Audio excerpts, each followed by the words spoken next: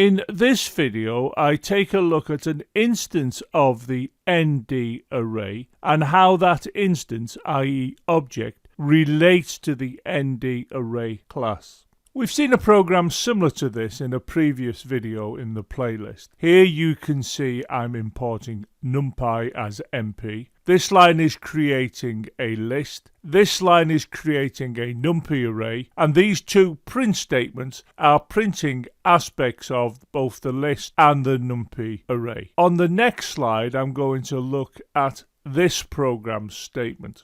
We can see that this program statement is creating a list that consists of the integers 2, 3, 5 and 7, and that the name of the list is my_list. The list created will be based upon the list class, which I like to show with this diagram, where you can see this is the name of the class and the class will have attributes and methods. When this program statement executes, I like to visualize its execution as follows. I think of the class on which the list is going to be based, and I regard myself as saying, well, an object of this class is going to be created, an instance, and I like to think of that as follows, where you can see the object is created. And I superficially imagine there are methods here, and you can see I've put method 4 times. I'm not saying there's only 4 methods in the list class. I'm using this to help with my visualization. And in the center of the object, what you can see, I have the list. Now, this representation is just that. It is a representation. It's a visual representation, which I find helps me with object-oriented programming. So when you consider these methods, they will be the methods that were defined here in the list class. And there'll be various attributes defined in the class that the object will also have. And here, I regard this as the list as being the attributes of the object. Now, there is a bit more to this, but this is how I visualize it. I've got my class, which has attributes and methods. An instance of the class is created, i.e. an object, which reflects the methods that were declared here. And in this case, if you look at these attributes, they're integers 2, 3, 5 and 7, which were taken from here in the program code. And these are just the index positions of the list. If we go and look at the program statement, we can see here it says my_list. Now, this is the reference to the list.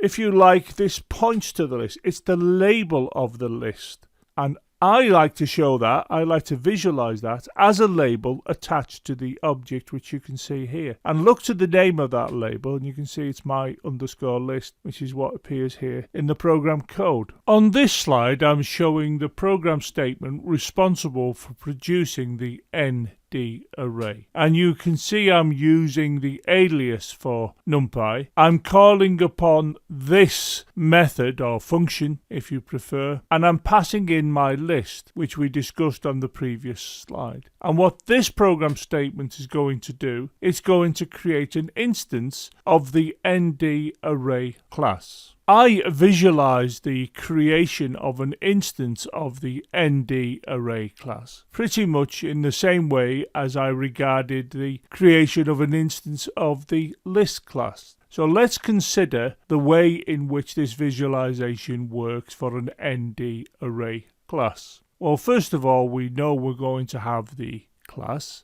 This is the class name and it has attributes and methods. And I imagine an instance of it is created, which is an object. And you can see at the center, we have the array with the values 2, 3, 5 and 7. And it also is indexed. If I consider these values, where did those values come from? Well, they came from the list that I passed in to this method, this function. So the ndarray object, i.e. the instance of the ndarray class, has taken the values from the list and has produced an object which is this time an instance of the ndarray class. Whereas on the previous slide, we showed the creation of the instance of the list class.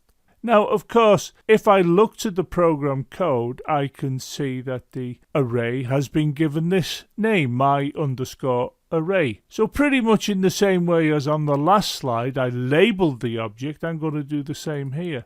And you can see the label bouncing into position. And if you look at the name of the array, it's my_array, which reflects what appeared here in the code. So you can see that what I have is a class and an object. And if you consider the object, you can see I've got methods in it. I regard this as the attributes. And of course, the methods were declared here in the class, and the object has got access to the functionality of the methods that were created here. Now, when you have an ndarray object, you have to remember that the methods are rich in the sense that they perform lots of mathematical operations that are very useful for data scientists. Whereas a list, it's not really for data science. It's important to have lists, but what I'm saying is if you're going to be manipulating numbers, you really don't want to be using lists.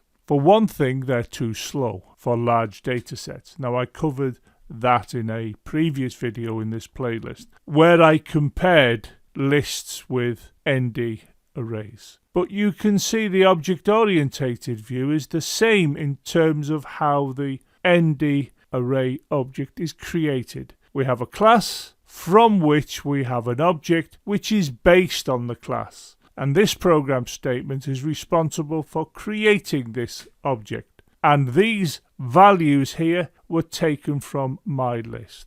To emphasize the relationship between an instance of the class and the class, let's consider the execution of these two program statements which were taken from the program we're considering in this video. So when this computer program executes, what we're going to get is something that I like to visualize as an execution space, and you can see that I've drawn that here. Now, this execution space is a representation of the computer system. Of course, the computer system consists of RAM, cache memory, registers, central processing units, and it's a rather complex setup. But if we're going to think of a program executing, rather than worrying about whether these things are shipped from the RAM into cache memory to registers and then are processed by the central processing unit, what we can do, we can have a model of it. And this is the model that lives in my head. It's a view of an execution space which I visualize when I consider the execution of an object-oriented computer program in particular.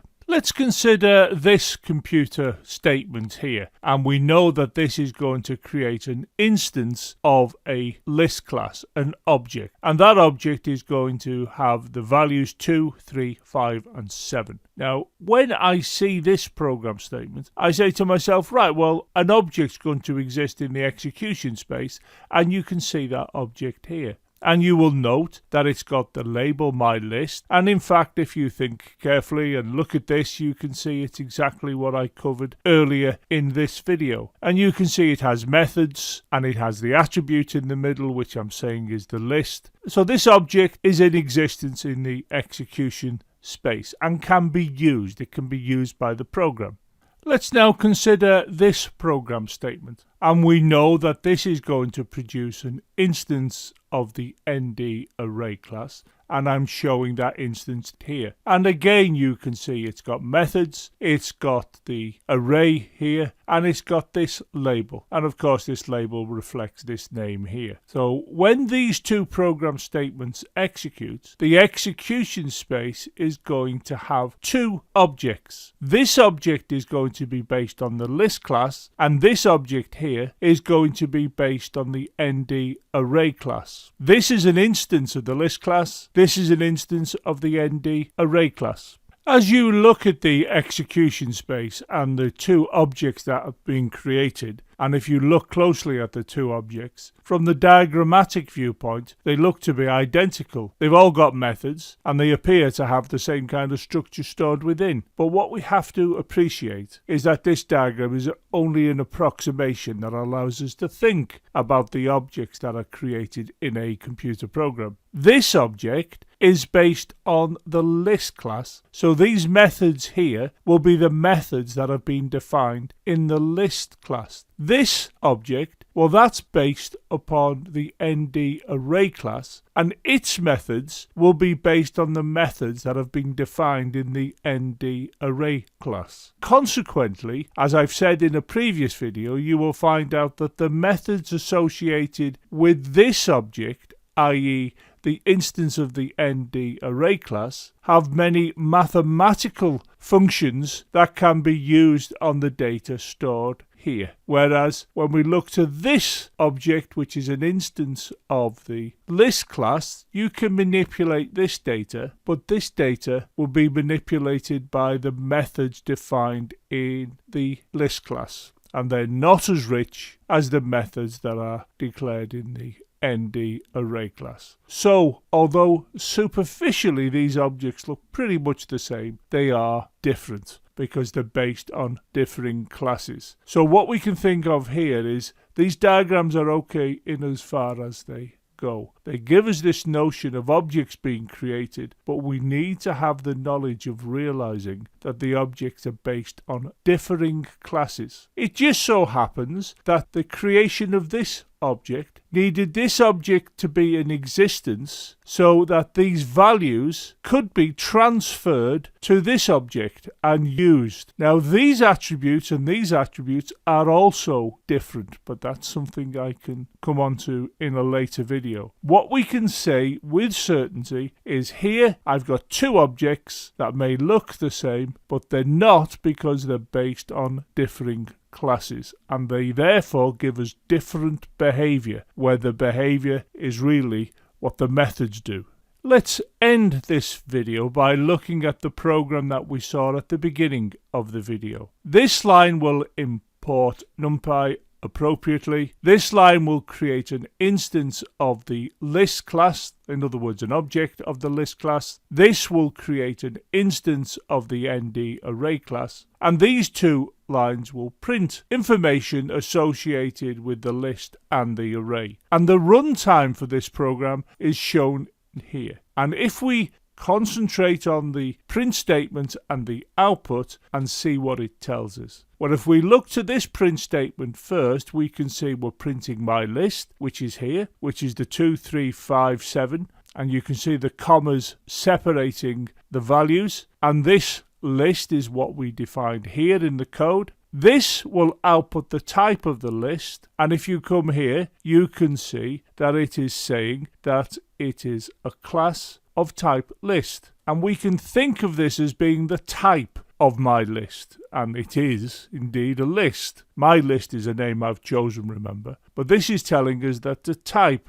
is list, and when we talk about type, we're really saying it's an object that's based, in this case, on the list class. If I look at this print statement, it's going to output my array, which you can see here, and it too has 2, 3, 5 and 7, but you'll note there are no commas there. Now this is handy because what Python is telling us is that this is an example of an ndarray. That's how we can distinguish in the output what is indeed a list and what indeed is an ndarray, because with the ndarray the commas don't appear, just the spaces. If we return to the print, we can see we're outputting the type of my underscore array, and we can see that is here. And it's telling us it's a class, and it's this class here, which is a class defined in the NumPy module. So we can say that my array is of type ndarray. And when we say it is of type, what we're really saying, it is an object